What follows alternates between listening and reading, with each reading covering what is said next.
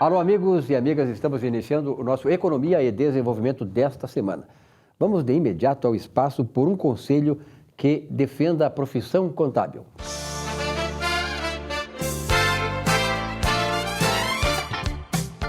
Bom, nesse espaço estamos recebendo aqui Salésio, D'Agostinho Salésio, prazer em tê-lo aqui no programa.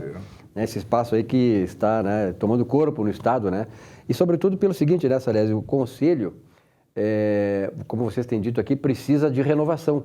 Assim como o Brasil precisou de renovação e no ano passado nós demos uma resposta, a sociedade se uniu com sacrifício e tal, com denodo, mas com persistência, com perseverança, para mudar o país para melhor, para ter um país melhor. É esse digamos assim, o ponto nevrálgico da questão que une vocês hoje, né? E eu estou sabendo que vocês estão tendo agora grandes adesões de profissionais contábeis do interior do Estado. Parabéns. Muito bem. Esse é o nosso objetivo. O objetivo nosso é exatamente esse. E a pergunta que se faz para você, contador, para você, técnico de contabilidade, é: que conselho você quer? Você quer este conselho que está no poder há décadas, desenvolvendo uma atividade que não foca no seu objetivo?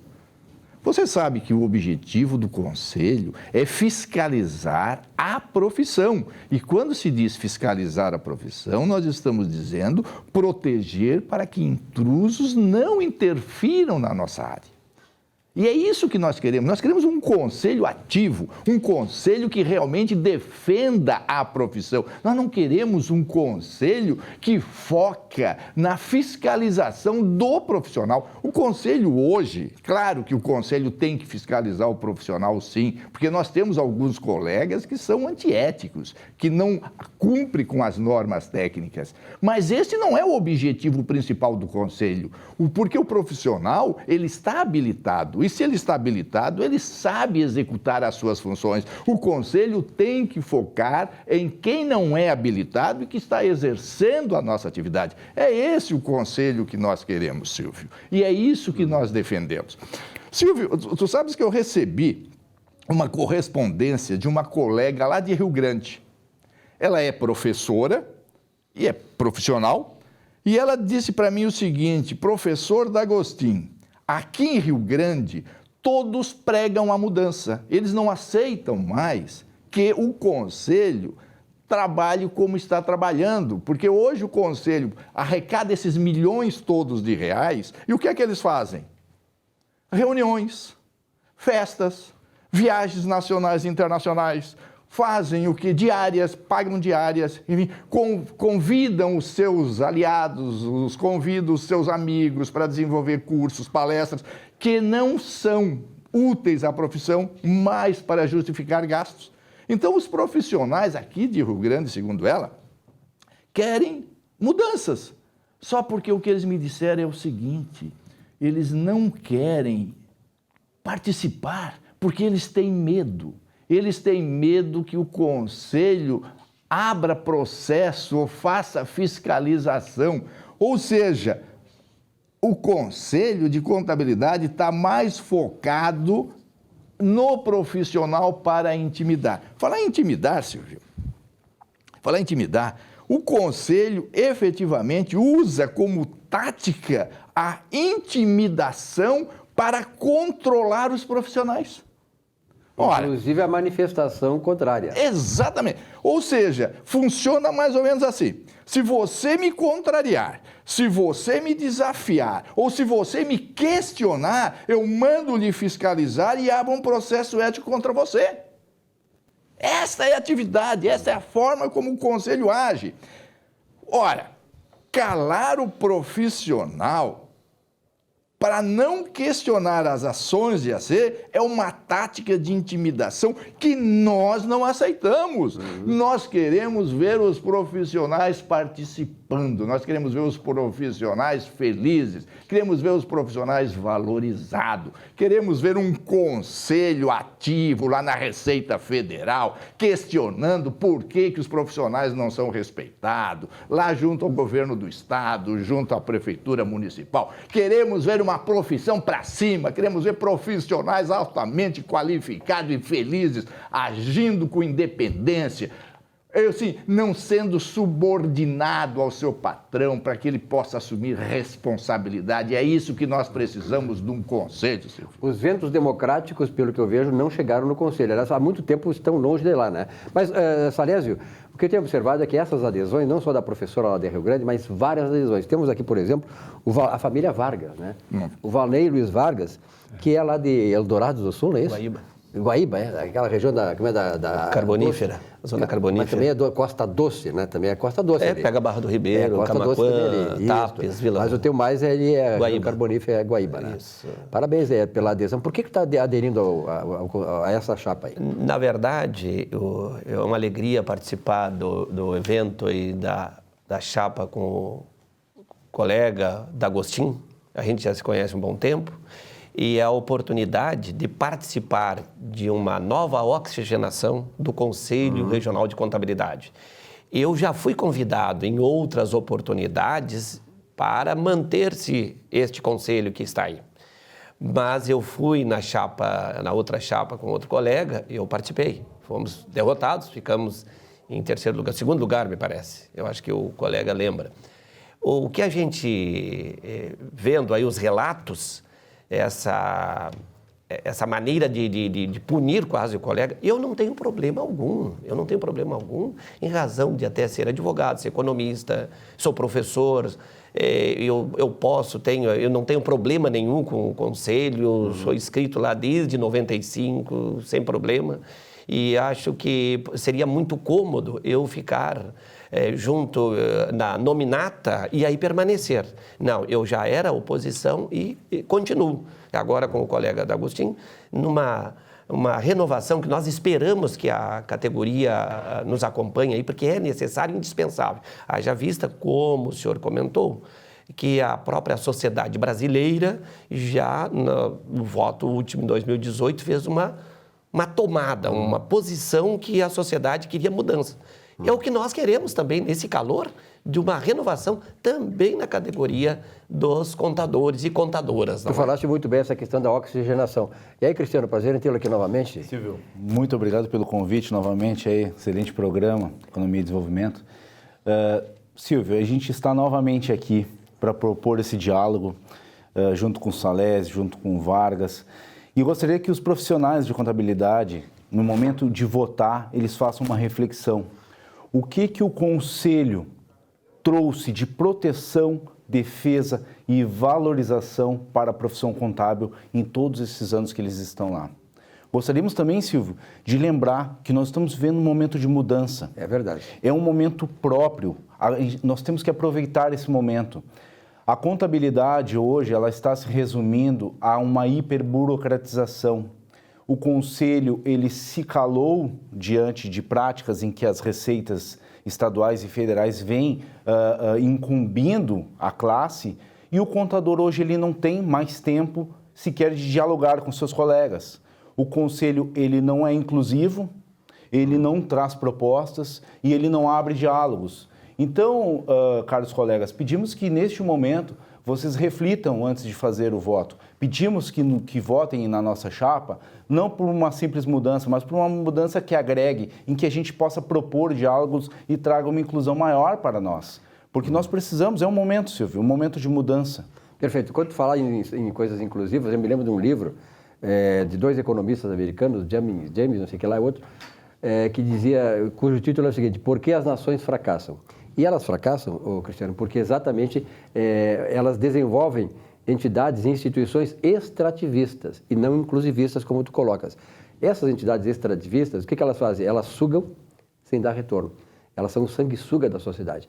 Me parece, para finalizar, Salésio, o Conselho age desta maneira. Exatamente isso, exatamente isso. E é essa mudança que nós vamos propor. É integrar, fazer com que o profissional participe. E o objetivo, como diz, são pessoas bem-sucedidas. Nós aqui não estamos aqui querendo usar o conselho, nós queremos oferecer um trabalho diferenciado. E é isso que é o nosso objetivo. A profissão nasceu para proteger a riqueza nacional. A sociedade precisa de nós e nós temos a obrigação de oferecer essa proteção e o conselho é o que detém este poder, detém poder de polícia e é um órgão público federal e como órgão público federal ele tem que agir neste caminho, proteção da profissão para dar segurança à sociedade. Tá ok, obrigado Salésio, obrigado Valnei, obrigado Cristiano, nesse espaço por um conselho de contabilidade que defenda a profissão contábil.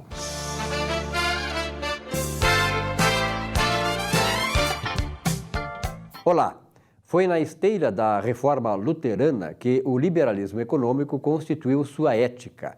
A ética econômica liberal, afinal, deslanchou com o desenvolvimento da Inglaterra e após por meio da Revolução Industrial. A economia liberal, sim, tem uma ética, e uma ética que permeia os negócios, sejam grandes entre as nações ou entre os cidadãos que vivem sob a economia liberal.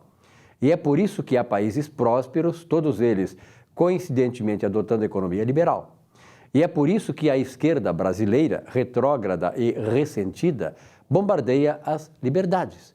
Para ela, a esquerda, sobreviver precisa dominação das mentes e corações. Ou seja, precisa de escravos que não pensam, nem queiram viver sob o império da liberdade. Sob o liberalismo, eles têm de trabalhar, como diz a Bíblia, ganhar o pão no suor do rosto. Esses indolentes não são disso, acredite. E boa semana.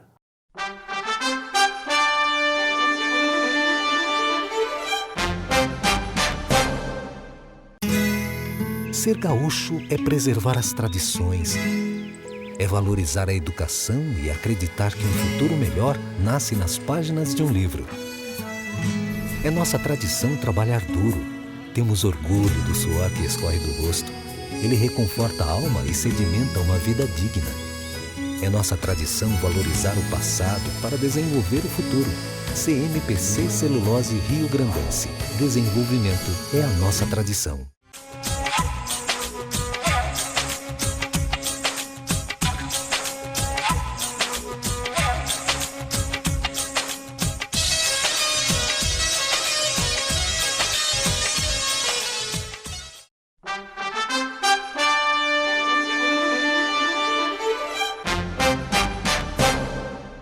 Muito bem, nós estamos aqui com economia e desenvolvimento para toda a região metropolitana de Porto Alegre, para o interior do estado aí e também e sobretudo lá para o litoral norte, Capão da Canoa, Capão Novo, Atlântida e Xangri-Lá. Muito obrigado e um abraço a todos vocês aí que prestigiam o nosso programa. A Cooperpua, crédito cooperativo para municipários, sede própria na Alberto Bins 325, nono andar, telefone 3284-2600, empréstimos aos associados e olha lá, assessoria jurídica gratuita. Sindareia, construindo o Rio Grande Forte, Nardon Inácio, auditores e consultores. Quase 60 anos, gerando resultados e credibilidade para os seus associados e clientes. E a IES, Manutenção Predial, executa serviços preventivos, corretivos e de emergência. Vejam só, em prédios residenciais e comerciais, com fornecimento e instalação de equipamentos em geral. Faça contato e contrato de manutenção global. Você não vai se arrepender. Você vai ter um grande serviço. 3276-3945. Vilmar Govinati. Bom dia, boa tarde, boa noite. Aqui, né? Boa noite, bom dia, boa tarde. Né? Hoje estamos recebendo aqui o Luiz Antônio Rosa, nosso advogado aqui. Prazer em ter o Luiz Antônio, né? Prazer, sim. Um grande analista político, Silvio, verdade, que eu acompanho todos os comentários de Antônio Rosa pelo Facebook e um grande advogado também. Eu também já acompanhava, agora pessoalmente estou conhecendo essa figura extraordinária aí, né? Fantástico. Obrigado, Patrícia, viu, que você que recomendou aqui a Patrícia Trunfo, amiga, nossa grande amiga. Grande profissional, a Patrícia Trunfo, né? Que aliás eu não tenho... Tem umas coisas, depois eu vou dizer para você. Mas posteriormente, de repente, numa ocasião aí, porque a Patrícia, ó, parece o Grêmio, ó. Ah, sim. Decolou, né? Está decolando a Patrícia. Aqueceu as turbinas, está subindo. Sim. Ela é uma profissional, uma profissional capaz, aliás, aquele altamente casal, inteligente. Né? Ela e o Marcos. Exatamente, altamente inteligente, de uma capacidade incrível, liderança. É verdade. Eu espero que um dia ela assuma a advocacia geral. da União. Ela tem uma empatia espetacular. Mas, Antônio, nós temos aí, né, o governador, aqui um assunto extraordinário, que é a questão essa do vazamento, né, dos diálogos do Sérgio Moro e tal, com o pessoal da Dallagnol, aquele da Lava Jato. E eu te faria a primeira pergunta, que é a seguinte: esse tipo de evento, esses vazamentos comprometem a Lava Jato? Bom, primeiro acho que é bom fazer um esclarecimento, né? Não houve vazamento, né? Porque houve ali foi um crime. Sim. Houve uma invasão de privacidade, né, de celulares de autoridades, né? Hoje já tem um levantamento aí, em torno de 16 autoridades ligadas à Operação Lava Jato tiveram seus celulares invadidos por hackers, ou por hacker, não se sabe ainda, né? E há um cálculo de mais gente, inclusive um dos membros do Conselho Nacional do Ministério Público também teve seu celular invadido, né? E o que eu lamento muito é que nós estejamos discutindo o conteúdo de algo que foi obtido de forma criminosa, né? Assim como nós temos hoje crimes bárbaros, né, como assassinatos, estupros, sequestros, atentados, né? Neste ambiente da modernidade, em que se trabalha tantos direitos, eu reputo que esse tipo de invasão, ele também pode se colocar no rol desses crimes violentos. E ainda mais se agrava a situação em virtude de se tratar de autoridades ligadas a uma operação que desbaratou a maior quadrilha, o maior esquema de corrupção da história do Brasil e do mundo. Entre os países democráticos. Não tem nada Não tem absolutamente nada igual, né? A gente pode ver as consequências disso. Praticamente 40 países estiveram envolvidos nessa operação. Um ex-presidente se matou, né? Ou seja, as consequências são drásticas, complicadíssimas, né? Então, o que a gente está vendo hoje é um ataque a essas autoridades e a própria Operação Lava Jato, numa tentativa aí, primeiro, de desmoralizar as autoridades, né? E depois, como consequência, destruir todo o trabalho que foi feito da operação, que já não pertence mais ao Poder Judiciário. Essa operação hoje ela é patrimônio do povo brasileiro, que quer uma situação diferente, que é uma realidade diferente. Eu entendo, do ponto de vista jurídico, né, e eu tenho acompanhado muitos juristas que têm se manifestado, está um tanto dividido, né? Mas eu tenho visto assim, os bons juristas se manifestados diante disso. O próprio Modesto Carvalhosa, o professor Modesto Carvalhosa, que eu tenho acompanhado, né? Alguns professores que são doutores na área do direito penal, do direito processual penal, do direito processual penal constitucional, eles têm se manifestado no seguinte, né? Que essas manifestações, esses diálogos, né? Eu tive a oportunidade de ler, eles são um diálogo, no conjunto parece um monte, né? Mas eles são espaçados ao longo aí de 3, 4 anos. Então, teve um contato realmente, um diálogo entre o doutor Sérgio Moro e os procuradores, mas nada que possa macular a Operação Lava Jato, os processos. Absolutamente não. Na essência, né? Na essência. Tá?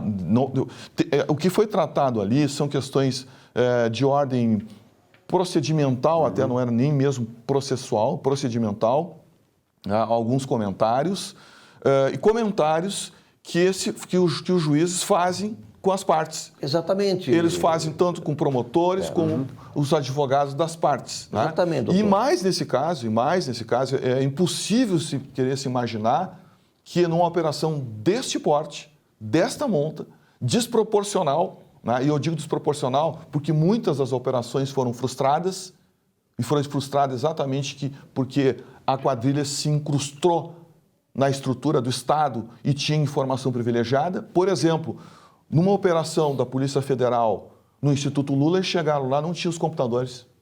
Desapareceram os computadores. O Instituto Lula não tinha computador. Já tinha vazado uma informação. Mas os terminais todos estavam ali. E onde é que estão os computadores? Então vazou a informação. Uma informação. Obviamente Isso ninguém foi atrás para descobrir por que vazou. E passou em Quem branco. informou? Passou em branco. E obviamente não foi o juiz Sérgio Moro. Não, obviamente. Nem o doutor Dallagnol. Exatamente. Então passou em branco e ninguém toca nesse assunto. Né? Então, essa desproporcionalidade, obviamente que o juiz conversou com o promotor. E até mais, porque fica aquela história, não, mas o juiz é imparcial, o promotor... Só um pouquinho. nós temos que entender, eu estou colocando a questão de forma bem leiga mesmo, para o telespectador poder entender. Nós temos que observar o seguinte, o promotor não é qualquer advogado. Ele, dentro de um processo, ele está em condições de igualdade, as partes todas. Representa o Estado. Ele representa o interesse público. Interesse público. Interesse público, entendeu? Então, é nesse aspecto que a sociedade tem que observar. Então, há alguns especialistas que estão tentando macular, dizer que não, que que o juiz tem que ser imparcial. Todo mundo sabe, dentro do mundo do direito, dentro da vida, eu diria assim, daqueles que lidam com o direito e que militam no direito, a gente tem contato, a gente conversa com os juízes, com os desembargadores, com os ministros. Quando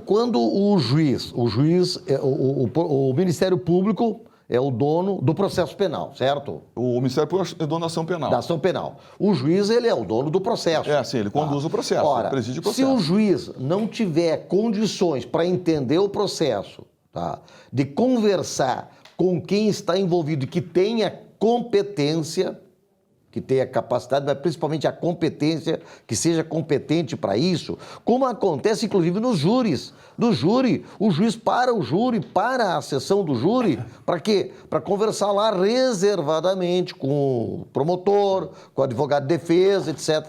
Quer dizer, ele tem esse poder para esclarecimentos de conversar com quem dê direito. É óbvio, não estamos falando aqui que o doutor Sérgio Moro tenha conversado lá com o cliente, com o paciente, como se diz em processo penal. Não, porque, na verdade, o cliente ele não é a sociedade, conversou. Né? Exatamente. A parte seria a sociedade. A sociedade. Né? Mas ele conversou com quem? Com quem estava manejando o processo. Sim. E conversou, como você disse, doutor Zé Antônio, conversou em aspectos formais, não foram aspectos estruturais. E aí que eu queria chegar, para o nosso telespectador entender bem. Há alguma ilicitude nesta ação, dessa conversa? Isso nós temos que deixar... Eu não observei isso. Eu tenho acompanhado, doutor Zé Antônio, bastante discussões e agora a sua opinião, essas conversas elas estão muito fora de um contexto. Qual é o contexto delas? Não se sabe. Elas estão ali descritas as conversas, mas qual é o contexto disso aqui? Onde é que se encaixa isso aqui? Né?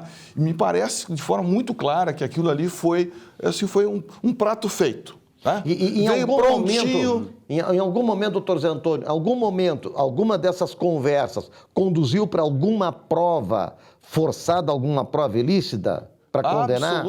Absolutamente. Isso que tem que entender. Não, esse é um outro aspecto que a gente tem que trabalhar, né? Vamos trabalhar com a hipótese, né, de que os procuradores e o juiz Sérgio Moro tenham extrapolado aquele limite ali, republicano de um diálogo entre... Vamos trabalhar com essa hipótese. Mas podemos esquecer os crimes praticados? Não dá. Podemos esquecer as delações premiadas? Podemos esquecer a devolução do dinheiro por parte dos gerentes, como o Barusco devolveu quase 100 milhões de dólares? E devolveram com muita alegria. Vou devolver só isso. Podemos esquecer as delações, podemos esquecer o palote, podemos esquecer os 13 bilhões de reais que já retornaram aos cofres públicos. E podemos esquecer, graças à Operação Lava Jato, as conversas de alguns ministros do STF com os partes interessadas? Não, aí esse é um outro aspecto. Isso pode? Isso é um outro aspecto que eu vejo, que eu reputo da maior gravidade. É verdade. Da maior gravidade. Né? Esses dias eu até estava escutando um jurista, um especialista, dizendo, né, que nós estamos em novos tempos. Né? Essa questão do procedimento, da forma de agir do magistrado. Essa equidistância, né, que o magistrado tem que ter já não é bem assim. Né? Ficou um tanto vago o que ele colocou, né, até mesmo ele colocou nesse ambiente para dizer que há uma possibilidade de que esses diálogos venham a macular a Operação Lava Jato e gerar uma espécie de nulidade. Bom, mas aí eu fico pensando o seguinte... se a gente for olhar esses tais novos tempos, né, como é que a gente pode olhar esses novos tempos a partir do momento que alguns juízes, publicamente, e quando eu falo juízes aqui, eu estou falando de ministros da mais alta corte da nação, Agora, na segunda-feira, essas gravações, essas mensagens, essa reportagem do site, como é o nome do site? Intercept, né? Do Glenn Greenwald. Elas só foram publicadas no domingo, no site, e na segunda-feira já tinham 2 ministros do Supremo Tribunal Federal dando entrevistas e fazendo comentários sobre algo, primeiro, que foi fruto de crime. Como é que um ministro do Supremo Tribunal Federal vai discutir o conteúdo de algo que foi obtido de forma criminosa? Muito grave, como disse o ministro Gilmar Mendes. Mas, ministro, o senhor tinha que mandar o repórter, o jornalista, falar com o delegado da Polícia Federal, porque é um crime. Eu não vou discutir conteúdo de crime. Até porque não tinha chegado a ele ainda. O dia que chegar na minha mesa para eu julgar, eu vou sim fazer a apreciação dessa matéria nos autos. Aliás, ministro, esse conversou 42 vezes com a Aécio Neves. 46 vezes com a Aécio Neves. E outras tantas com um governador lá de... Ele ligou para um governador para se solidarizar, um governador que foi condenado a 3 anos de cadeia por ser safado. E aí cabe a pergunta, qual é a moral que tem um cara desse de vir falar sobre isso, né? Pois é. Mas esse é o problema. Eu até estava comentando, outra coisa que eu não entendo, que isso desmoraliza uma nação. Aliás, nós estamos vivendo tempos de desmoralização das instituições, né? Talvez a maior crise brasileira seja a crise moral. Vejam só, um ministro do Supremo Tribunal Federal, o ministro Barroso, se eu não me engano foi em 2017, 2018 ou 2017, agora não lembro bem. Não, acho que foi 2017. Ele me dá uma entrevista para um dos maiores órgãos de comunicação do país, que é a Folha de São Paulo, para uma jornalista reconhecida também, a Mônica Bergamo, e em determinado momento da entrevista ele diz o seguinte, que no Supremo Tribunal Federal existem gabinetes, até num primeiro momento ele falou gabinete, mas aí a repórter, a jornalista pergunta, mas ministro, o senhor está generalizando gabinetes, e ele fala gabinetes que tem fila. Fazem fila para liberar, para distribuir senha para liberar corrupto. E o mais grave, porque o que eu vou dizer agora é o mais grave, porque nós estamos falando do Poder Judiciário. O Poder Judiciário é a última porta que o cidadão bate para recompor o seu direito. E muito mais o Supremo Tribunal Federal, Exatamente. Né, e aí nós estamos falando da Suprema Corte, onde o ministro Barroso diz o seguinte, onde não tem mais direito. Então nós estamos colocando em xeque o Estado de Direito no Brasil. Exatamente. Se a Corte Suprema, um dos poderes da República, trata desta forma as causas que chegam a eles. Doutor José Antônio, nós estamos chegando ao final do nosso espaço aqui, porque aqui televisão sabe como é que é, né? Eu ouço muito ele no programa do Diego, onde eu vou seguidamente, sim, né? Sim. Eu não canso de ouvir o José Antônio. Lá nós temos 2 horas para bater papo, né? Aqui nós temos um pouco menos. Mas eu quero lhe convidar para outra oportunidade, com a Patrícia, inclusive, embora a gente saiba as questões que envolvam aí a Patrícia, a doutora Patrícia, mas de nós conversar sobre, porque esse é o grande assunto, porque, na verdade, se nós analisar bem, nós queremos um novo Brasil. E nós estamos vendo que esse novo Brasil, para se chegar a obter esse novo Brasil, vai ter que ser um sacrifício, muitas vezes na porrada. Porque o Brasil, como as nações latino-americanas, elas estão saindo da anarquia para o autoritarismo, do autoritarismo para a anarquia. Por quê? Porque nunca conseguimos consolidar nosso Estado democrático de direito. E no Brasil, como o senhor falou, nós estamos entrando num processo de depauperização e de desprestígio desse Estado democrático de direito. Esse é o grande risco. Muito obrigado pela sua entrevista. Eu que agradeço a Parabéns pelo seu comportamento, sempre aí muito sereno, de muita sabedoria, porque nesse momento nós precisamos de gente como o doutor José Antônio Rosa, porque eles nos trazem à luz essas coisas que vão nos iluminar a percorrer esse caminho, que nós tanto desejamos. Muito obrigado. Obrigado, Zé. Valeu. Então tá, um rápido intervalo, voltamos já com o nosso Economia e Desenvolvimento. Até já.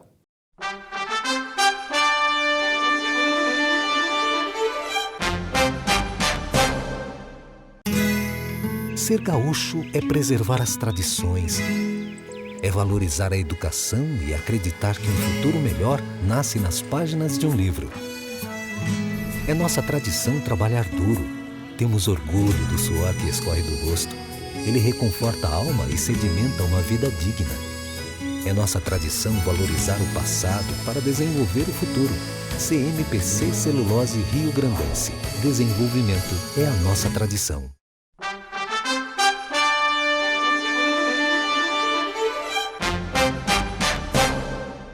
Olá, meus amigos. Orgulhosamente, mais uma vez aqui no programa Economia e Desenvolvimento, falando sobre seus direitos, e hoje gostaria de abordar o tema do INSS digital.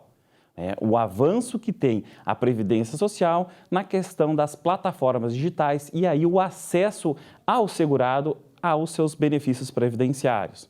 Isso vem sendo trabalhado e tratado já há alguns anos, onde a Previdência oportunizou os benefícios de salário e maternidade, também a aposentadoria por idade, como único meio o acesso digital ou a plataforma digital, por meio do site do INSS ou então pelo telefone, o famoso 135 da Previdência Social. Agora vem se ampliando a possibilidade de ter esse acesso ao INSS através das plataformas digitais. Hoje, todos os benefícios poderão ser encaminhados via internet pelo próprio segurado.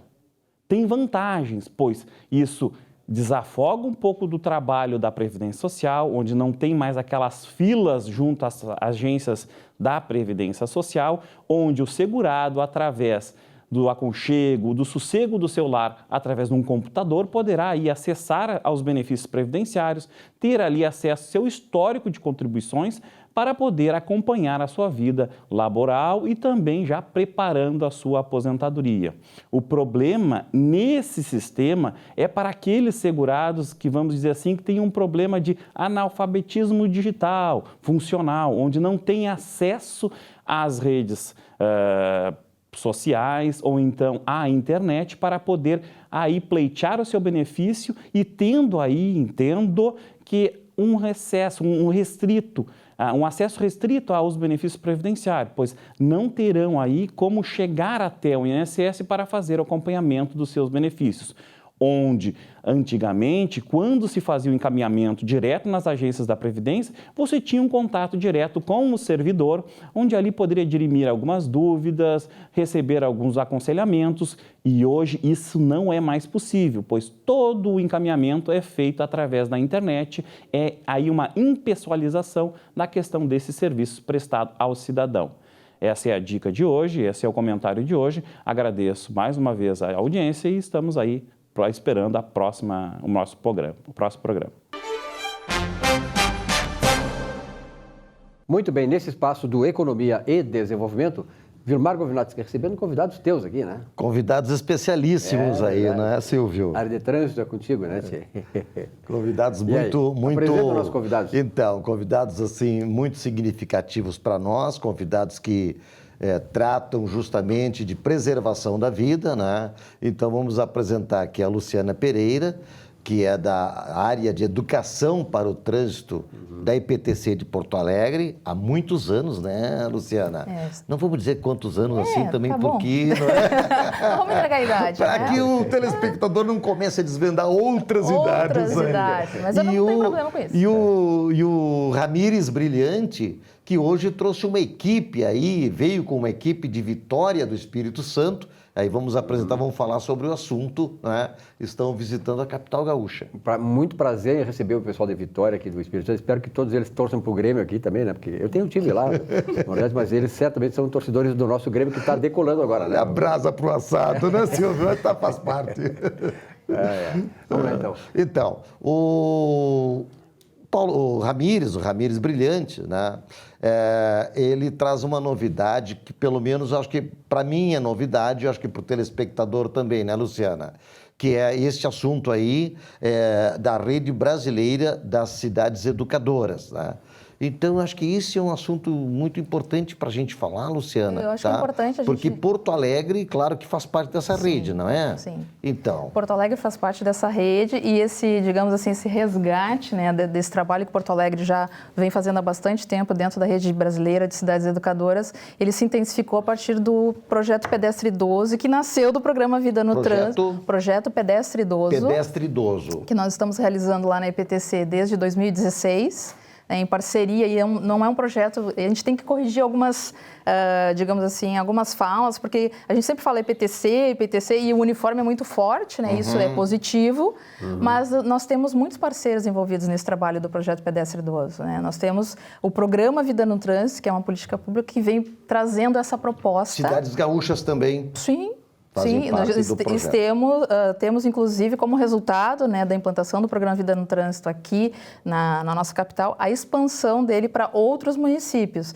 De que forma? Através da parceria com outras instituições, né, com o Detran, né, nosso parceiro, a Secretaria Municipal e Estadual de Saúde, a Polícia Civil, nossa parceira, outros parceiros. Não necessariamente ligados ao trânsito, de forma direta. De forma direta, mas não, indireta todos somos, todos na verdade. Somos, né? Exatamente. Então, e a gente sabe que num mundo de transformação da questão da mobilidade, né, a gente precisa de muitas frentes trabalhando nessa área. E a rede... O Wilmar tem uma coisa, o Wilmar agora aderiu ao patinete, então ele também está esperando regulamentações nessa área. Né, o patinete é chamado de ORNI, tem o OVNI, que é Objeto Voador Não Identificado. Agora estão dizendo que é objeto de rodagem não identificado.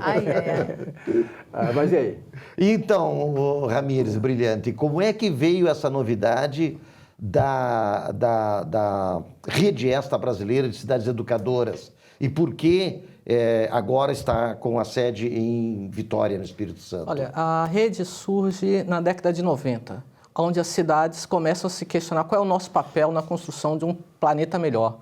Nós tivemos a Eco 92, uma grande movimentação na década de 90, e um grupo de cidades, então, se pergunta qual é o nosso papel. Dentro desse grupo, em nível mundial, estava Porto Alegre, tá certo? A Rede Internacional de Cidades Educadoras chega ao Brasil... Desculpa a interrupção, essa rede não é só brasileira? Não. Ela é mundial, então? Uma rede internacional, mundial, com isso. pouco mais de 500 cidades que fazem parte dessa rede. Cidades como Medellín, Barcelona, Nova York, fazem parte... E onde é a sede, Ramírez? A sede é Barcelona. Da rede internacional. No Brasil, a rede começa e é alavancada por Porto Alegre, tá certo? E a ideia dessas 500 cidades no mundo é construir cidades que tenham como cerne a preocupação com a qualidade de vida das pessoas. Tá certo? E para ter qualidade de vida com as pessoas, aqui tem um encontro muito interessante, que é o projeto Vida no Trânsito e Cidade Educadora. Por quê? Porque você precisa melhorar vias, as pessoas precisam ocupar as cidades, as pessoas precisam transitar nas cidades. Os espaços educadores da cidade não são somente escolas, os parques, as praças, os projetos sociais que estão espalhados pela cidade. Agora, para que nós possamos ter acesso a isso, precisamos ter possibilidades de mobilidade com segurança. Então, o grupo de Vitória que veio a Porto Alegre veio conhecer a experiência de vocês, porque nós fizemos uma análise preliminar da estatística dos mortos em acidentes de trânsito em Vitória e aponta para um número crescente de idosos morrendo em acidentes de trânsito. Em atropelamentos, especificamente. Atropelamentos, especificamente. Nós tivemos de 34 óbitos em 2018, 11 eram pessoas acima de 70 anos e os 11 foram atropelados. Então, nós viemos aqui para conhecer a experiência deste projeto.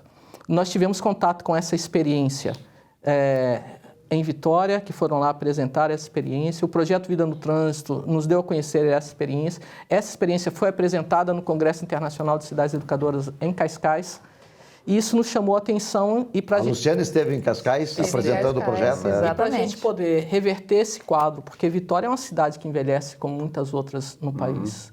Sim, então nós vamos conhecer a experiência de vocês com a ideia de poder entender esses múltiplos elementos que contribuem para a preservação da vida de idosos para levar para a Vitória. Eu vou te fazer uma pergunta. Nós somos aqui, nós temos uma certa autocrítica, o gaúcho de certa maneira tem, né? Eu acho o gaúcho, por exemplo, eu conheço também parte do mundo e do Brasil, mas nós achamos que o gaúcho é muito mal educado no trânsito. Eu te pergunto o seguinte, pessoal lá do Espírito Santo, grande Vitória, um grande abraço para os nossos irmãos e irmãs de lá. Como é que tu defines o comportamento do motorista de vocês? Olha, posso fazer uma análise um pouco mais geral? Claro. Nós começamos a década do trânsito como o 5º país que mais morria gente no trânsito. Estamos terminando a década do trânsito quase como o 4º ou 3º país que mais morre gente. Isso diz muito sobre o comportamento do brasileiro no trânsito. Agora, como que a gente reverte isso? A educação não pode tudo.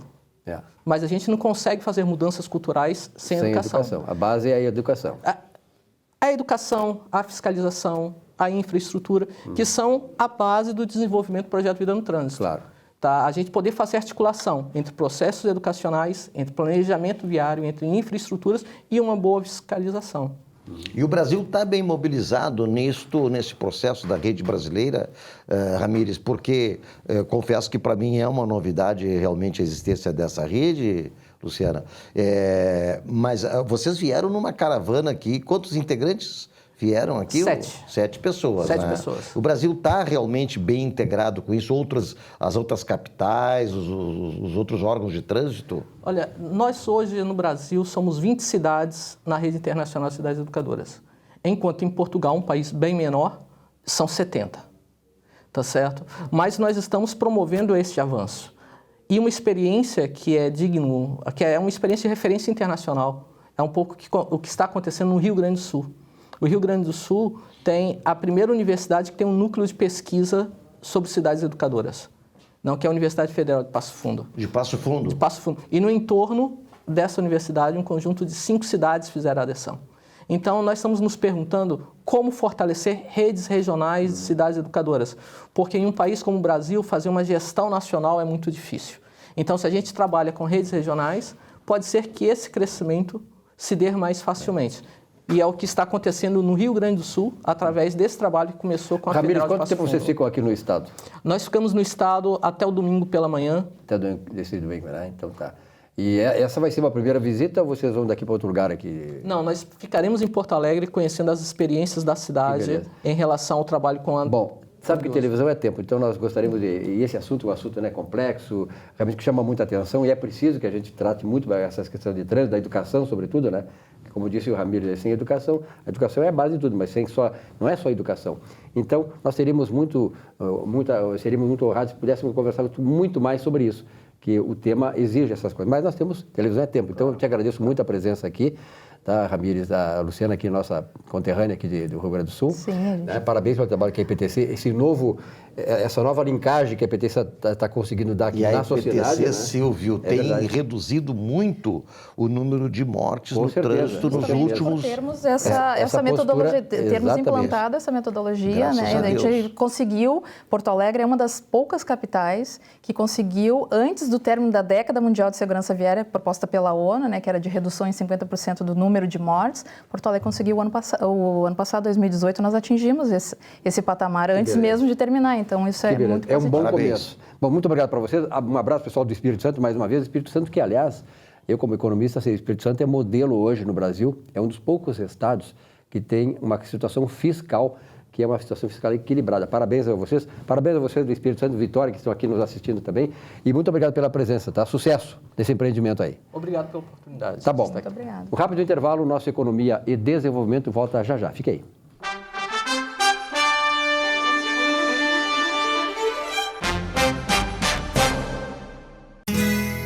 Ser gaúcho é preservar as tradições, é valorizar a educação e acreditar que um futuro melhor nasce nas páginas de um livro. É nossa tradição trabalhar duro. Temos orgulho do suor que escorre do rosto. Ele reconforta a alma e sedimenta uma vida digna. É nossa tradição valorizar o passado para desenvolver o futuro. CMPC Celulose Rio Grandense. Desenvolvimento é a nossa tradição.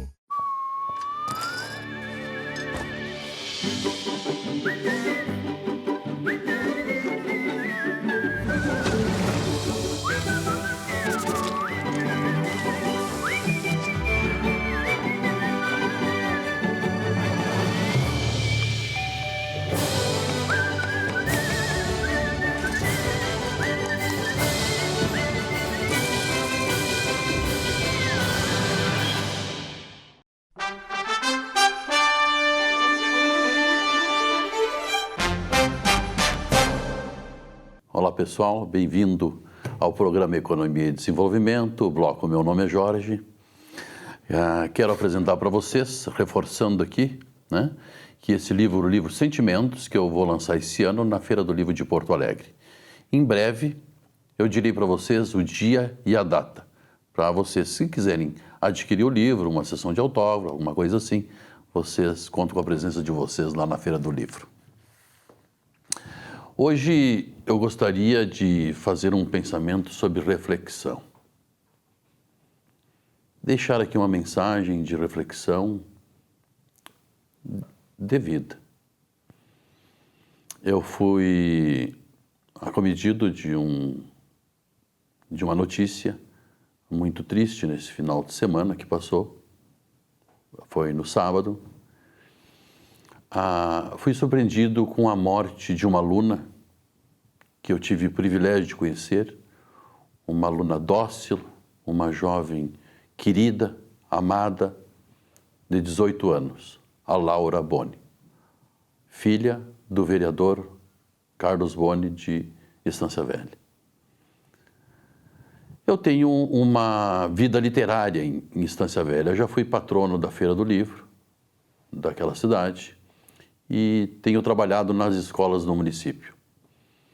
E quando eu tive contato com essa aluna, que ela trabalhou o livro Meu Nome é Jorge, eu vi que ela se tratava de uma moça muito amável, muito dócil, que tinha futuro e que pensava no futuro, sonhava, tinha planos.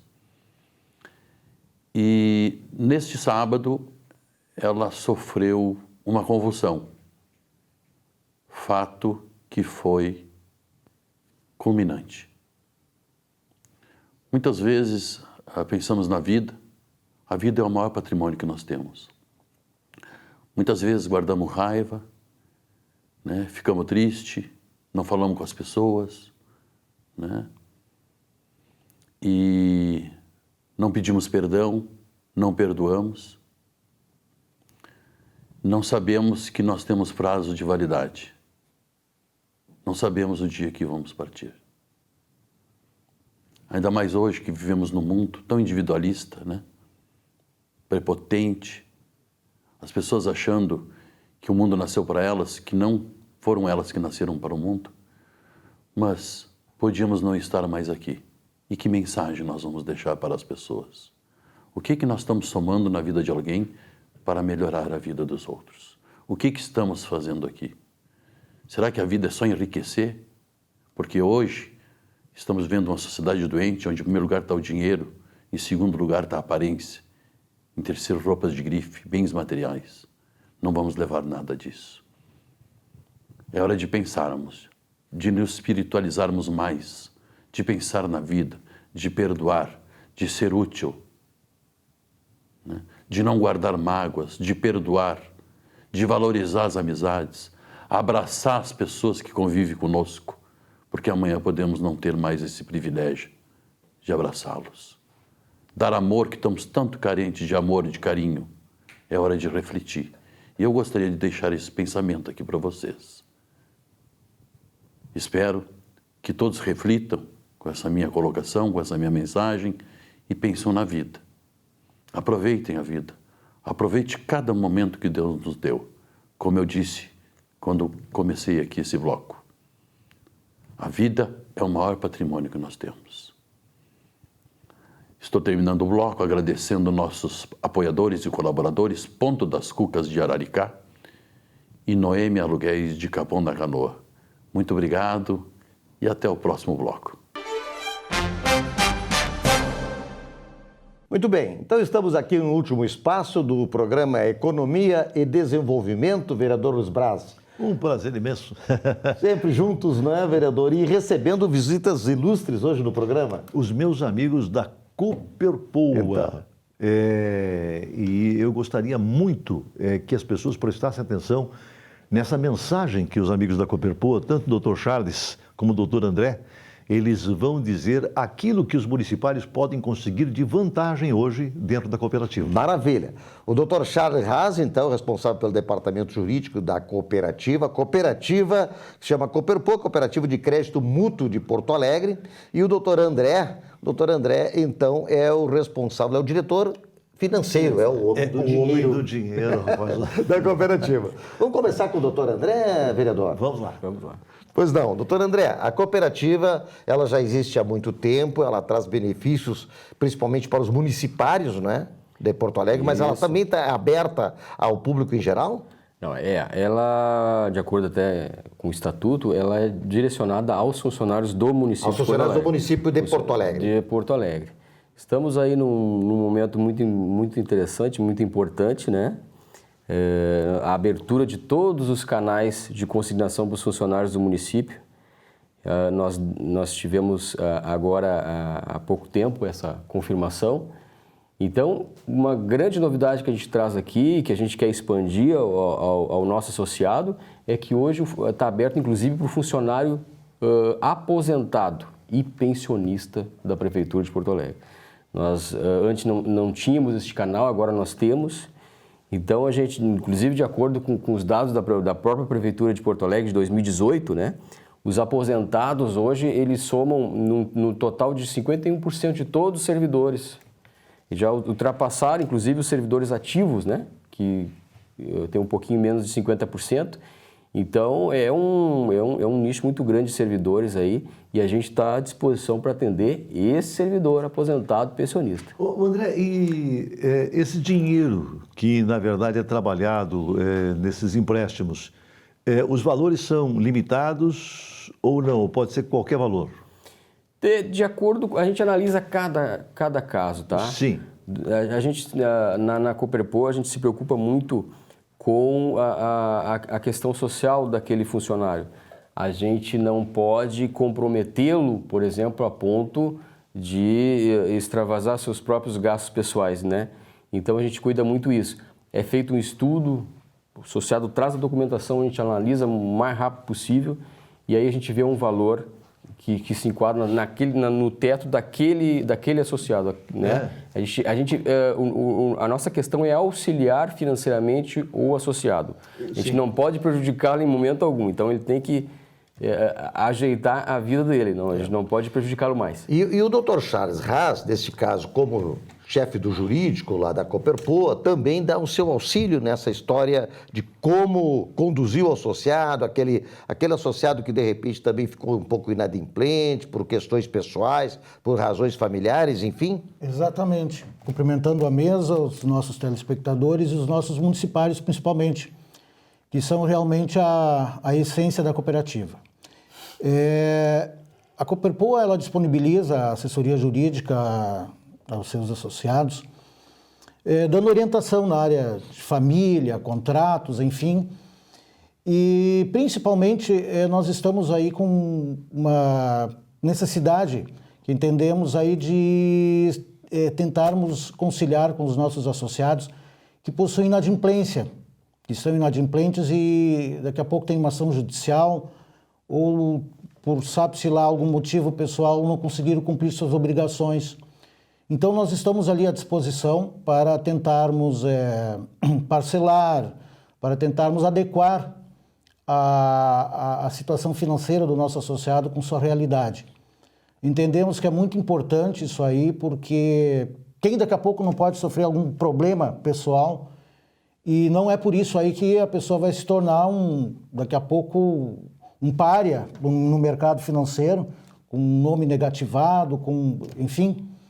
Então, nós estamos procurando aí tentar conciliar com o nosso associado a melhor forma dele pagar, da cooperativa receber, e ele também, daqui a pouco, não se ver marginalizado e com o seu crédito no mercado aberto. Olha aí, Gubinaschi, se todo mundo pensasse assim, não é? Olha, eu estou preocupado com aquilo que vai acontecer com quem está fazendo o contrato comigo. Normalmente não é assim, não é assim. As instituições financeiras... Não é do mercado financeiro isso. Não é. O mercado financeiro é assim, ó, você errou 1 milímetro e já... vem a cartinha, vai para o SPC Serasa. Com certeza, é imediato. Eu estava falando ainda dos valores dos empréstimos. No geral, assim, que fica mais ou menos? O cara pede 1.000, pede 500, pede 10 mil? Que é? Qual é o geral, assim, o normal dos empréstimos feitos nos municípios municipais? Ele varia. Tem aqueles valores bem pequenininhos, tem aqueles associados que querem só, a gente chama de um quebra-galho, né? Que é só pagar uma continha aí, muito emergencial. Mas ele varia em torno, a base, né? de 1.000 até 15 mil reais. De 1.000 a 15 mil. Essa é uma faixa básica, então depende muito aí da análise que a gente vai fazer. Mas a gente faz em conjunto com um associado uma análise bem interessante ali que certamente vai agradar a todas as partes. Ah, mas que maravilha. Olha, um abraço lá para o meu amigo Túlio Vieira, né, que é o presidente lá da cooperativa, que eu sei que junto com vocês fazem um trabalho realmente muito bom na nossa Cooperpoa, que é a cooperativa de crédito para os municipais. Verdade.